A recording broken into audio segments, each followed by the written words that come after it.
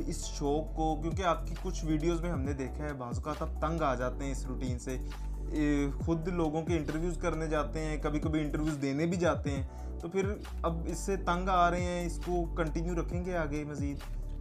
نہیں یار تنگ تو خیر نہیں آتا, ہاں کبھی کبھار ہو جاتا ہے یار, اتنا کبھی کبھار تھک جاتا ہے بندہ, ہاں تھک جاتا ہے, تھکاوٹ ہو جاتی ہے, ٹھیک ہے, تھکاوٹ ہو جاتی ہے. تو پھر کیونکہ اب تو کافی, ہاں ایک دن میں تقریباً میرے 3 انٹرویوز ہوتے ہیں, تو پھر تو بندہ تھک ہی جاتا ہے. خیر اس کو فنش کرنے والی کوئی بات نہیں, ساتھ لے کے کنٹینیو ضرور کرنا.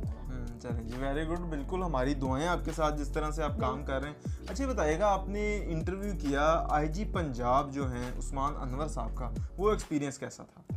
وہ ایکسپیرینس تو بہت ہی اچھا تھا. وہ لائک وہ ایسے تھے کہ جیسے 2 بچھڑے ہوئے بھائی ملے ہوں.